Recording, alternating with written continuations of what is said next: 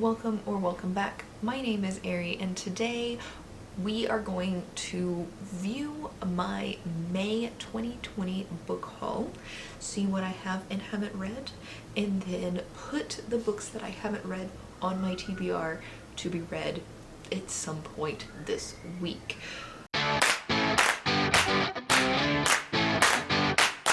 So if you're unfamiliar with this series, because it is brand new, every month I watch my book haul from 2 years prior and I stick the books that I haven't read on that book haul onto a TBR and I try to get through as many of them as possible. I give myself about a week to do it. If there are like 30 books that I haven't read, I'm not going to get through all of those in a week. If there's one or two, easy peasy, probably less than a week. But first part of this video will be the book haul, and the second part of the video is going to be a review of the books that I read for this video. Let's get into it. Hello, welcome.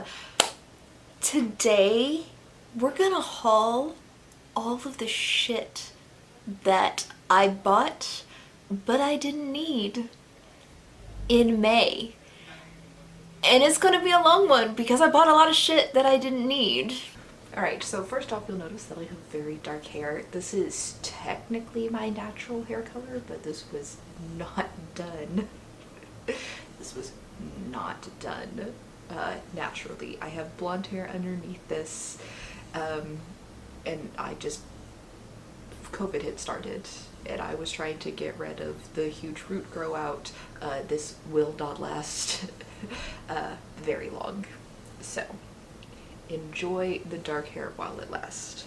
The first thing is the book series that got me into reading fantasy when I was a child is finally coming to an end, and it has a grand total of 27 or 29 books. I want to say 29 books. And I bought 24 of them this month because apparently I decided I needed to reread them for nostalgia. So let's check those out. So as you can see behind me, I decided to buy the entire Shinara series. Alright, so as you just saw right there, that's the entire Shinara series. I did start a read through of them. I was reading them in chronological order and I think I got through 4 of like the series within series, like the trilogies within series, if that makes sense. And then I hated all of them. And I stopped. These books are, because they're rereads, they're in storage. I don't physically have them, but if I can borrow the next book from the library, I will read it in this video, and that is the Scions of Shinara, I believe. I could be wrong. Cover is going to be over here. I'm going to double check that I'm actually talking about the correct book, but I believe the next one is the Scions of Shinara, and I will read that for this video, see if I want to start picking up Shinara books again or if I'm still burnt out on it, whatever. But if I can get it from the library, you'll see it in this video. Next up, I recently finished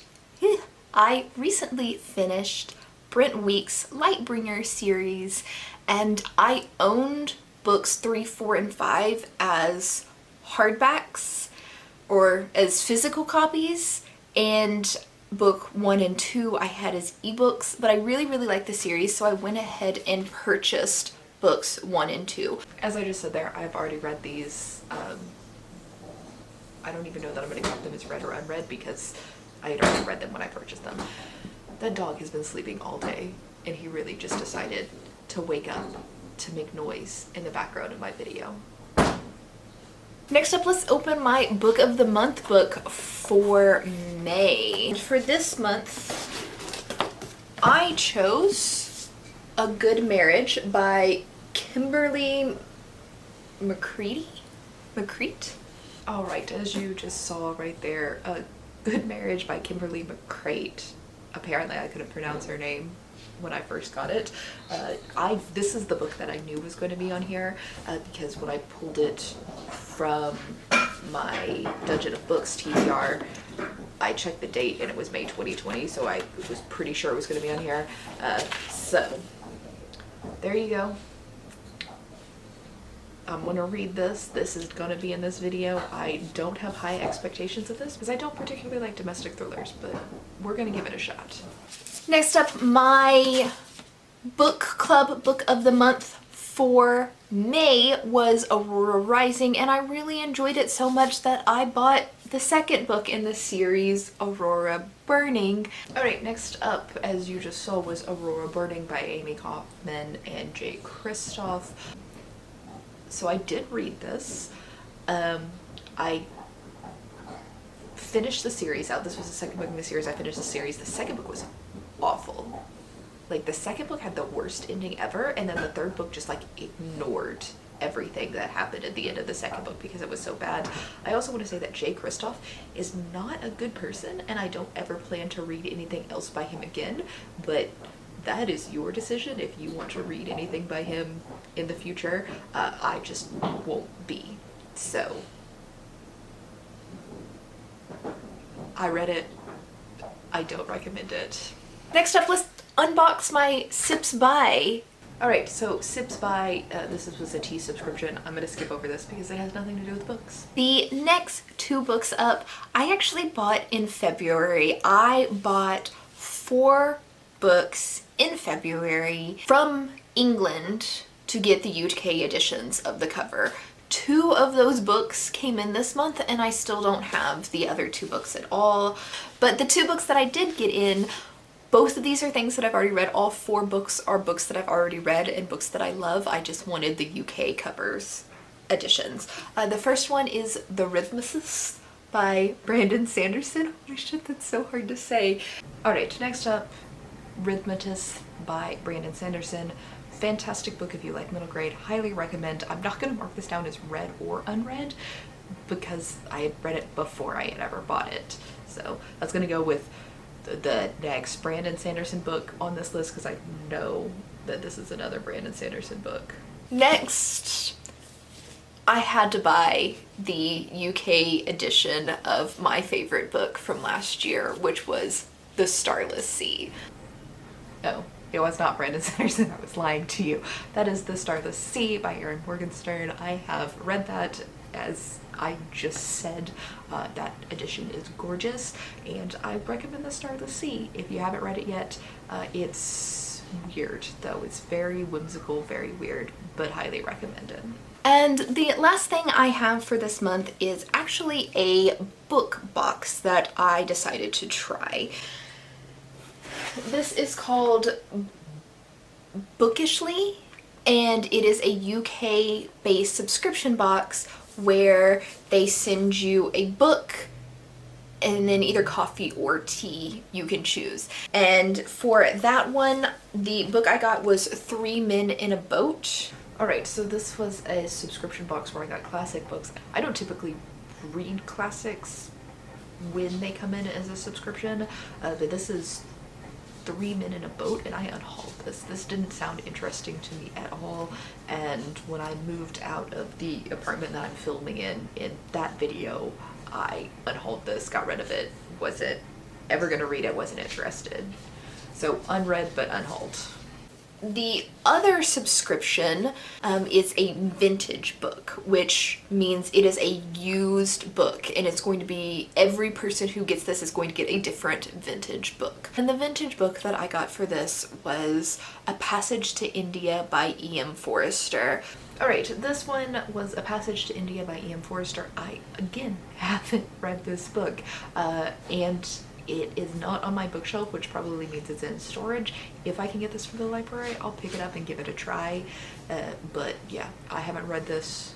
It's probably a classic, but I can read a classic this month, no big deal. But I will try to read this, even though I didn't try to read the last one, because the last one I had unhauled, and this one I'm pretty sure I kept. And that was everything. Overall, that wasn't a particularly long book haul. The Shinara series was technically a reread, from childhood, but I'm gonna go ahead and continue it on this month.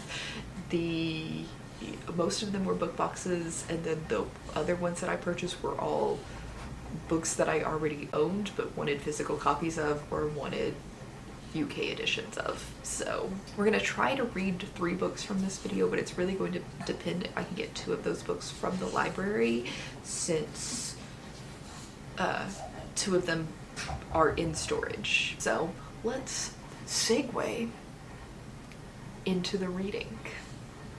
Alright, so apparently I either didn't actually record this or I accidentally deleted the clip, because I read Silence of Shinara like quite a few days ago and I was editing this and couldn't find the clip of it. So let's talk about it now. So the Silence of Shinara happens 300 years after the Wish Song of Shinara, right? So that's the last book that I read before this. And this series, like the entire quartet, 4 books. So the entire quartet follows the same 3 characters instead of like each book following a different set of characters, which Shinara books do one or the other. So either you get like 3 generations in one trilogy, or you get like 4 books about the same people. But this is 4 books about the same people, and it follows the descendants of Bryn and Jer. The first book mostly focuses on Par Omsford, who is a direct descendant of Jer. So he's got the version of the Wish Song that creates illusion. But it also introduces us to Rin Omsford, who is like the most elven of the Omsfords, and Walker Bow, who is a descendant of Bryn. In the time frame that we're in, magic has been outlawed by the Federation, which is like the human realms. So the dwarfs have been enslaved. The elves are missing. No one's seen elves in hundreds of years. And just magic in general is outlawed. It's frowned upon. But evil is returning, which is basically the plot of every Shinara book, is evil is returning. With this one, it feels a whole lot like the plotline of the Word and the Void series, but if you read these books in publication order, then the Word and the Void would have been a rehash of this plotline instead of the other way around, because I read these in chronological order, but it's basically like demons. So it's evil hiding as humans. In the Word and the Void, they were called demons. In this trilogy quartet, they're called Shadowin. And Alanon from the dead, because Alanon's dead, he's a ghost, he has called the 3 Shinaras, the 3 remaining Shinaras, to come and basically save the world again, because that's what the plot of all of these books are. This part's kind of spoilery because it happens like in the middle of this book, but it makes the premise make sense a whole lot more if I just spoil it for you. So I'm gonna put spoiler right here, and you can skip over it if you want to, or just listen to me, because this isn't like a huge spoiler. But Jar is tasked with recovering the Sword of Shinara. Rin is tasked with rediscovering the elf stones and bringing the elves back to the Westland. And then Walker Bow is tasked with the return of the druids, and Paranor, I think is what it's called. It's been a while. So, my opinion, this is honestly probably the second favorite book that I've had in my reread. The Elfstones of Shinara is always and will forever be my favorite Shinara book, but this was pretty good. I enjoyed it. I actually kind of look forward to finishing out this mini series. I guess that's the best way to call it. It's a mini series. It was good. I was interested. It feels repetitive, but it feels like Shinara, which I expect to be repetitive, and I feel like I like these characters more than I have like previous characters. Like, I didn't like Bryn at all as a character, but I really like Walker and Par. So, I don't know. I liked it. It's Shinara. It's not anything stand out in the realm of classic fantasy, but I don't mind that. This is like bad descriptions from Prim once again. All right, let's talk about A Good Marriage by Kimberly Mcgrath. All right, so A Good Marriage is basically got two different perspectives. You got Lizzie and Amanda. Now, Amanda, her perspectives are past tense because she is dead. At the beginning of the book, she has been found dead at the bottom of her staircase in her home, and her husband is arrested as the suspected murderer. And then Lizzie is a lawyer who went to college with Zach, who's Amanda's husband, and Zach calls her from Rikers and is like, Lizzie, I know you don't do like murder cases, but I need you to defend me. You're the only person I trust. And so we're trying to solve this mystery through like Amanda's past tense perspective, like leading up to who killed her, and then from Lizzie's perspective. At the beginning of the story, it was okay. It's like, I wasn't super interested in the book. I just kind of wanted to know who killed Amanda, and like what were red herrings and what was the actual plot of the story. I would have been just as happy to like go read a spoiler about who the killer was online, right? So it wasn't like I was super enjoying the book. I just kind of wanted answers. And then towards the end of the book, and the plot and the murder got so convoluted, where there was just like coincidences of these things being connected that should have in absolutely no way been connected. It was just one of those things where it's like, why was this necessary? For me, it kind of ruined like the story and like the end of the story, because it got so convoluted, and people who should have like never been in touch with each other or known each other were all of a sudden like, he's the killer. And it's like, wait, those people, like, why would that person be the killer? And they'd be like, no, he's the killer. And it's like, okay, that's just another random character. Why is this happening? But yeah, it was, I didn't like how it like wrapped up in the end, because it made it more complicated in a unrealistic way, I guess is what I'm trying to get at. I definitely didn't guess any of the plot twists, and I think they were guessable, maybe. So that's probably good if you like domestic thrillers. I didn't like any of the characters because I never like the characters in domestic thrillers. I don't know why, but yeah, if you're a really big thriller fan, maybe give this a shot. But it's definitely not something I would recommend to somebody who doesn't normally love thrillers. And while we're here, we're going to talk about A Passage to India and why I'm not even going to read this. So, given the title and the fact that this is a classic, I was very concerned about like the colonizer ideology. That wasn't a word. I was worried about the colonizer ideology of this book, right? Passage to India, written by a white man in 1924. Ooh, I'm a little concerned about this.